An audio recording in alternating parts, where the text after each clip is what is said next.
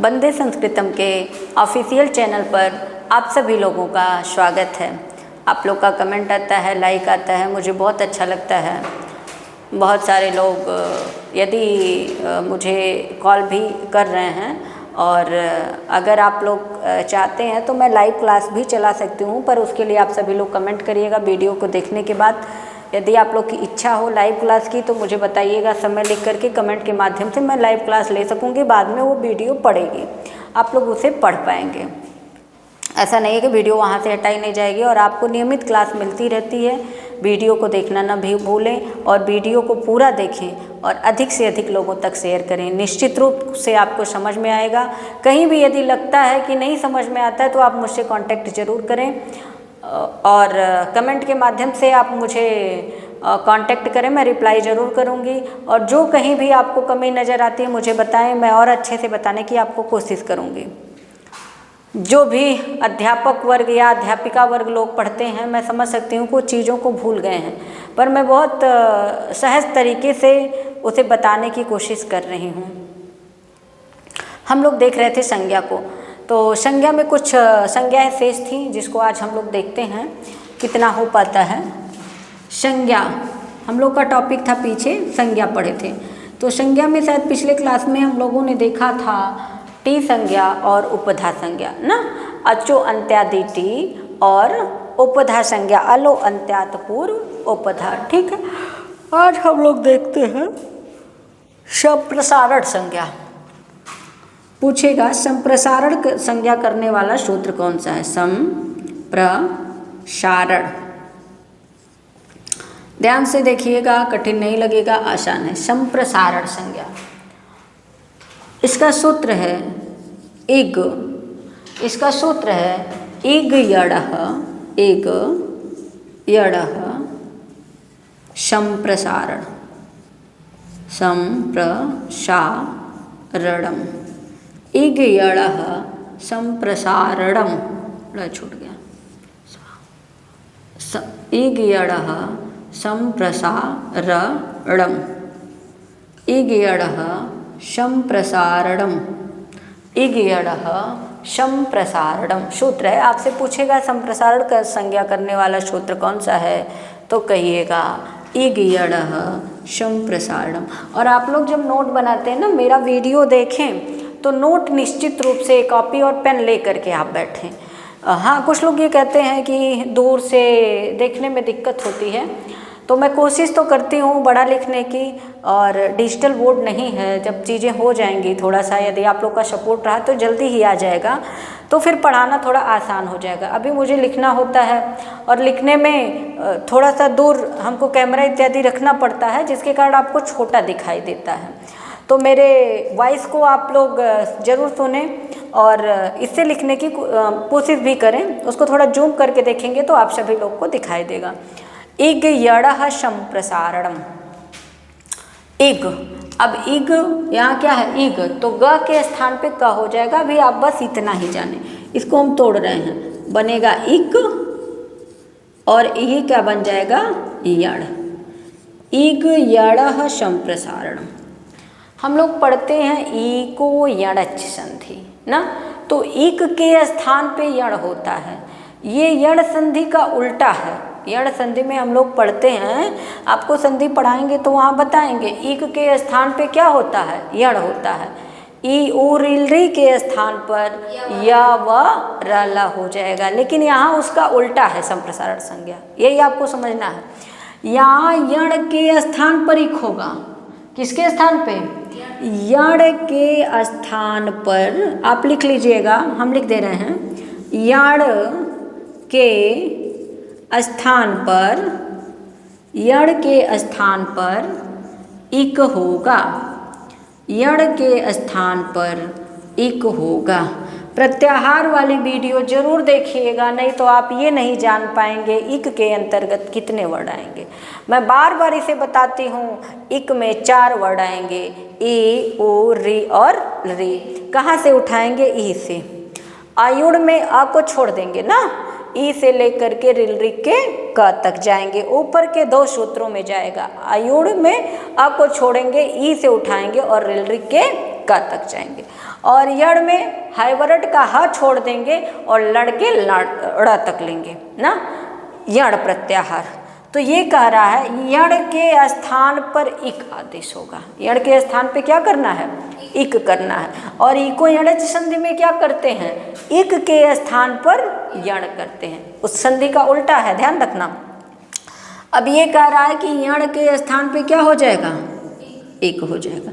अब आपको यदि प्रत्याहार नहीं, मैं बार बार कहती हूँ प्रत्याहार की वीडियो जरूर देखिएगा, और नहीं भी देखे हैं आप लोग तो प्रत्याहार मेरा जरूर देखें, क्योंकि प्रत्याहार में पूरा बताया गया है प्रत्याहार बनाते कैसे हैं। आप वहाँ जाएंगे, आप इक नहीं मिलेगा, आपको यण मिलेगा। आप तरीका जानेंगे कैसे बताते हैं। जो लोग भी बाद की वीडियो को देख रहे हैं वो पहले की वीडियो जरूर देखें, क्योंकि कोई भी चीज़ ना बेसिक से जुड़ी हुई होती है। जब आप बेसिक देखेंगे तो फिर ऊपर लेवल का आपको थोड़ा सा समझ में आएगा। कभी भी आप प्रत्याहार को पढ़कर ही संज्ञा को पढ़ें तो ज़्यादा समझ में आएगा, इसके बाद संधि को पढ़ेंगे तो बहुत समझ में आएगा। प्रत्याहार का वीडियो आप अवश्य देखें। यण में 4 वर्ड आएंगे, कौन कौन सा आएगा, या, वा, रा और ला।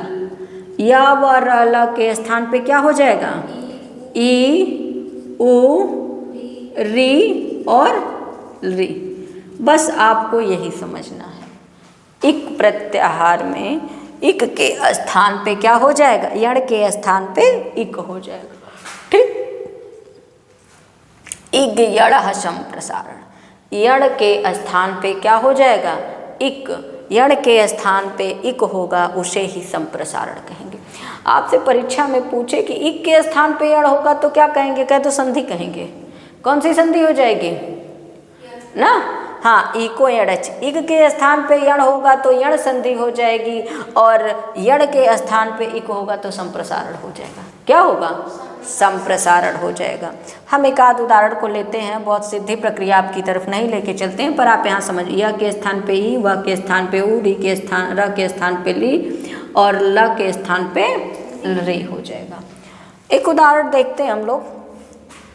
यज धातु है, यज धातु से कत प्रत्यय लगेगा। ठीक, य के स्थान पे यहाँ क्या बताया जा रहा, हो रहा है, य के स्थान पे ई बताया गया। ठीक, तो य के स्थान पे हम यहाँ ई कर देते हैं। अभी और यहाँ संधि है, हल संधि में चले जाएंगे तो डीप हो जाएगा आप लोग को, यदि हम सिद्धि करने लगेंगे तो ये त के स्थान पे ट होगा, आपको बताना पड़ेगा। यहाँ बनेगा इष्ट, आप बस इतना ही लिख लें। आप और जानने की चीज़ यहाँ कोशिश ना करें, मुझे लगता है आपके लिए पर्याप्त होगा। बहुत सारे सूत्र मुझे बताना पड़ेगा। आप यहाँ ये जान लें कि य के स्थान पे क्या हो जाएगा, ई हो जाएगा। ऊपर लेवल की क्लास होती है, मैं बताती हूँ, टीजीटी में, पीजीटी में बताती हूँ, पर आप लोग के लिए बहुत हो जाएगा, फिर आपको बहुत कठिन लगने लगेगा। आपके लिए जितना पर्याप्त है मैं उतना ही बताने की कोशिश कर रही हूँ। तो बनता है इष्ट, वप धन कत, वप से कत प्रत्यय लगा देते हैं। ठीक, तो व के स्थान पे क्या बताया गया, आप बस यहाँ देखो, वप के स्थान, व के स्थान पे ओ, इसमें कुछ नहीं, क का लोप हो जाएगा, लशक उतदित से कत प्रत्यय लगा हुआ है। अभी आप इतना जान सकते हैं, क का क्या हो जाएगा, लोप हो जाएगा, तो क्या बचेगा, ता बचेगा ना। कत प्रत्यय में क का लोप हो जाएगा तो क्या बचेगा, ता बचेगा ना। और व के स्थान पे क्या हो गया, उप आधा है, उपतः। ठीक, यही लिख लीजिए। इसके 2 उदाहरण मुझे लगता है पर्याप्त है। आपसे एग्जाम्पल में उदाहरण नहीं पूछेगा, आपसे ये पूछ सकता है कि संप्रसारण करने वाला, संज्ञा करने वाला सूत्र कौन सा है, तो बताइएगा इग यड़ संप्रसारण। आपसे पूछे यण के स्थान पे इक होगा तो क्या संज्ञा, संप्रसारण संज्ञा। और अगर पूछे कि इग के स्थान पे यण होगा तो यण संधि हो जाएगी। आप इसी को घुमा दिया गया है, वहाँ इक के स्थान पे यण होता है, यहाँ यण के स्थान पे क्या हो जा रहा है, इक हो जा रहा है। ठीक है, और आगे कोई संज्ञा देख लेते हैं और भी, जो एकदम आसान संज्ञा हम उन्हीं की तरफ चलते हैं, जो छोटी छोटी है, जिसमें आपको कुछ करना नहीं है। एक है घ संज्ञा, इसका नाम ही है घ। कौन सी संज्ञा, घ संज्ञा, ये है घ संज्ञा। ठीक, घ संज्ञा, घ संज्ञा कहता है तरप तरप और तमपो घ, तरप तमपो घ। घ देखिए ये नाम है, ये संज्ञा है। तरप और तमप प्रत्यय की घ संज्ञा होगी। आपको कुछ नहीं करना है। तरप और तमप यही प्रत्यय हैं। तमप, तरप और तमप प्रत्यय की कौन सी संज्ञा? घ संज्ञा। कुछ भी यहाँ पढ़ना नहीं है। इसी तरह आपसे पूछेगा निष्ठा संज्ञा किसकी होती है। एक तो हो गया आपकी घ संज्ञा, कुछ भी नहीं करना है। पूछेगा घ संज्ञा करने वाला सूत्र तो कहिए तरप तमपो घ। तरप तमपो क्या बताएंगे? घ। तरप तमपो घ, तरप और तमप की घ संज्ञा। निष्ठा संज्ञा किसकी होती? कत कत्वतु निष्ठा। निष्ठा संज्ञा करने वाला सूत्र आपसे पूछेगा, इसका नाम है निष्ठा। निष्ठा तो क्या बताएंगे? कत कत्वतु, कत कत्वतु निष्ठा। ठीक है, कत कत्वतु निष्ठा। कुछ नहीं करना। कत, कत प्रत्यय और कत्वतु प्रत्यय। कत प्रत्यय और कत्वतु प्रत्यय की कौन सी संज्ञा हो जाएगी? कत कत्वतु प्रत्यय की निष्ठा संज्ञा। ये सब भी छोटे छोटे में पूछता है। कत कत्वतु प्रत्यय की निष्ठा संज्ञा होगी। कौन सी संज्ञा? निष्ठा संज्ञा। आपसे पूछेगा घ संज्ञा किसकी होगी तो क्या बताएंगे? तरप और तमप की घ संज्ञा। कत और कत्वतु की निष्ठा संज्ञा। कत कत्वतु की का संज्ञा तो क्या बताएंगे? निष्ठा संज्ञा। उपधा संज्ञा किसकी होती है? आलो अंत्यात पूर्व उपधा। टी संज्ञा किसकी होती है? अचो अंत्यादि टी। अचो अंत्यादि टी, अचो अंत्यादि की कौन सी संज्ञा? टी संज्ञा ना। हम लोग इसी को पढ़ते हैं। संयोग संज्ञा हलो अनंतरा संयोग। प्रगृह संज्ञा आपको बताया गया है। ईदु देत द्विवचनम प्रगृह्यम। श्रवण संज्ञा शायद बता दिया, नहीं याद नहीं आ रहा है। आप लोग कमेंट करिएगा मैंने वीडियो में बताया है कि नहीं बताए होंगे तो कल मैं उसको बता दूंगी। मुझे ध्यान में नहीं आ रहा है क्योंकि कई क्लास मेरा सुबह से हो जाता है, तो सब कहीं ना कहीं कुछ ना कुछ पढ़ाना पड़ता है। तो आप लोग एक बार ज़रूर बताइएगा कि मैंने श्रवण संज्ञा पढ़ाया है कि नहीं। अनुनासिक संज्ञा किसको कहते हैं? पहले हमने जाना घ संज्ञा किसकी होगी? तरप और तमप की घ संज्ञा। ठीक। निष्ठा संज्ञा किसकी होगी? कत कत्वतु की निष्ठा संज्ञा होगी। कोई दिक्कत? यहाँ तक मुझे लगता है आप लोग समझ गए होंगे ना। समझ में आ रहा है कि नहीं आ रहा है? बताइएगा मुझे ज़रूर। यदि कहीं कठिन लग रहा हो तो मैं उसे और भी आसानी से आपको बताने की कोशिश करूँगी। एक है, आप लोग जान लीजिए, पद संज्ञा। चलिए देखते हैं, इसको भी देख ले रहे हैं। पद संज्ञा, तरप और तमप की घ संज्ञा, संप्रसारण संज्ञा हो गया, निष्ठा संज्ञा, 3 संज्ञा हो गई। आज एकदम छोटी छोटी संज्ञाएं हैं, कुछ भी कठिन नहीं है। एकदम जो छोटा छोटा है उसी को हम आपके लिए उठा रहे हैं। या संहिता संज्ञा ही देख लेते हैं। अभी एक दिन का क्लास और रहेगा, बाकी सब उसमें निपट जाएगा। संहिता संज्ञा शायद बताया नहीं गया है। संहिता संज्ञा एक तो आपसे इसमें यही पूछ देगा कि एक बार पूछा भी था टेट में कि संहिता का क्या अर्थ होता है। संहिता मतलब होता है संधि। ठीक, ये आया हुआ क्वेश्चन है। 1 मिनट टीम पर डाल लें।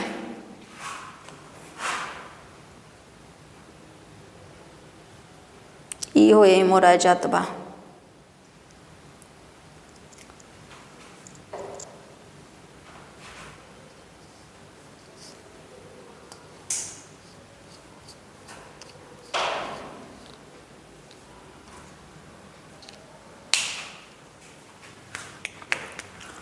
पूछेगा संहिता संज्ञा करने वाला सूत्र बताइए, तो क्या बताएंगे? परः सन्निकर्ष। पढ़ाएं क्या? परः सन्निकर्षः संहिता। परः सन्निकर्षः संहिता। एक बार परीक्षा में ये पूछा था कि संहिता पद का क्या अर्थ होता है। ठीक, संहिता का अर्थ होता है संधि ना। संहिता मतलब संधि। तो संधि होती कहाँ है? संधि करना माने जुड़ना। जब आप एक दूसरे से जुड़ते हैं तो क्या होती है? संधि होती है ना। दूर दूर रह के शादी विवाह नहीं हो सकता है। जब वर और वधू दोनों एक साथ होते हैं तभी क्या होता है? संधि कार्य होता है ना। संधि मतलब क्या है? एक तरह से एक संधि होता है, एक विच्छेद होता है ना। एक संधि होता है, एक विच्छेद होता है। तो जब शादी विवाह में क्या होता है? वर पक्ष और वधू पक्ष जब दोनों एक साथ आपस में आते हैं, माने एक जगह आएगी बारात इत्यादि, तो ही संधि कार्य होगा, तो ही मिलन होगा। ये नहीं है कि अब एक जन बैठे इलाहाबाद, एक जन बैठे आजमगढ़, संधि कार्य वहाँ संभव नहीं है। दूरियाँ नहीं चाहिए। संधि मतलब मेल, मिलन होता है। ठीक है, उसी को यहाँ नाम दिया गया संहिता। बात समझिएगा। अच्छा, एक संधि होता है, दूसरा विच्छेद होता है। विच्छेद मतलब क्या? अलगाव ना। अब कभी कभी सुनते होंगे 2-4 साल शादियां चली फिर टूट गई, ऐसा भी कभी कभी हो जाता है कुछ लोगों के साथ केस में। तो आप इसे अन्यथा ना लेना। इसका मतलब क्या है? विच्छेद। आप ये जान पाए विच्छेद क्या है। मेरा मात्र बताने का उद्देश्य यही है कि संधि क्या है और विच्छेद क्या है। संधि जिसको संहिता भी कहते हैं, जिसको क्या कहते हैं? संहिता। तो आपसे पूछेगा संहिता संज्ञा करने वाला सूत्र कौन सा है, तो कहिए परः सन्निकर्ष संहिता।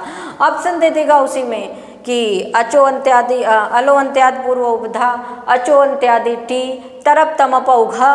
तो आप यदि नहीं पढ़े रहेंगे तो कहेंगे संहिता संज्ञा करने वाला सूत्र है तरप तमप उघा, गया काम से ना। तो आप इस पे ध्यान दें। परः सन्निकर्ष मतलब होता है ना निकट। सन्निकर्ष माने निकट, या इसका अर्थ समझ जाइए पास या नज़दीक, जितना भी आप हो सके। पर अत्यंत निकट। जब एक वर्ड दूसरे वर्ड के क्या होता है? बहुत पास होता है।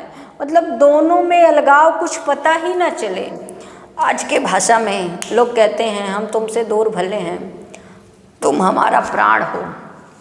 ये शरीर तो दो है, लेकिन क्या है? प्राण हम लोग का एक ही है। जो लोग फ़ोन पे बतियाते हैं वो लोग बराबर इस बात को बोलते हैं। हम ये बात जानते हैं, वो मुझसे बताएं चाहे ना बताएं। कहते हैं लोग कि शरीर भले दो है, मेरा जान प्राण कलेजा सब उधर ही रहता है। तो कह रहे हैं कि और चूँकि क्या है उन दोनों में? संधि है ना। संधि मतलब क्या? मेल है। जब संधि कार्य हो रहा है तो अत्यंत निकटता, जहाँ अत्यंत निकटता होती है ना, वहीं दोनों एक हो जाते हैं। जब लोगों में निकटता नहीं रहेगी, दूरी रहेगी, तो विच्छेद रहेगा। तो क्या करें? अत्यंत निकट। अब यहाँ आपको वर्डों की और कभी भी ना जीवन में मेल करना ही चाहिए। हमें आगे बढ़ना है तो हमें मेल करना ही चाहिए। तो मैं चाहती हूँ कि मैं पढ़ा रही हूँ, आप सब भी हमसे मेल करें, संधि कार्य करें, जिससे मेरा चैनल को आगे बढ़ाएं और मुझे भी पढ़ाने में अच्छा लगे। आप लोग सपोर्ट करें। जब आप लोग के साथ मैं तो संधि करना चाह रही हूँ, पर आप लोग विच्छेद कर रहे हैं, तो हम चाहते हैं कि आप लोग भी हमारे साथ संधि कार्य करें, जिससे ये समझना और भी आसान हो जाए ना। संधि का अर्थ क्या होगा? संहिता, या संहिता का अर्थ संधि। ठीक, इसको आप समझ पाए। अत्यंत निकट, तो यहाँ हमको क्या पढ़ना है? वर्डों को पढ़ना है ना। जब वर्ड क्या होते हैं? एक दूसरे के अत्यंत निकट हो जाते हैं, मतलब बहुत नज़दीक हो जाते हैं, बहुत पास हो जाते हैं, तो उसकी कौन सी संज्ञा हो जाएगी? संहिता संज्ञा। जैसे एक उदाहरण ले लेते हैं, आइए देखते हैं। मधु धन आरी है। ठीक, मधुधन अरे। अब जाइए देखते हैं इसका वर्ड विच्छेद करते हैं। अभी आप लोग संधि नहीं पढ़े होंगे, परेशान होने कोई ज़रूरत नहीं। अभी हम संज्ञा पढ़ा रहे हैं, संधि जब पढ़ाएंगे आप समझ पाएंगे। या जो लोग भी थोड़ा सा संधि इत्यादि कहीं हिंदी पढ़े हो, कुछ पढ़े हो, तो आप इसे पकड़ पाएंगे, कोई भी दिक्कत नहीं है। अब यहाँ क्या है? म है, उसके बाद ये क्या है? ध है। म में भी अ रहता है। ध में क्या है?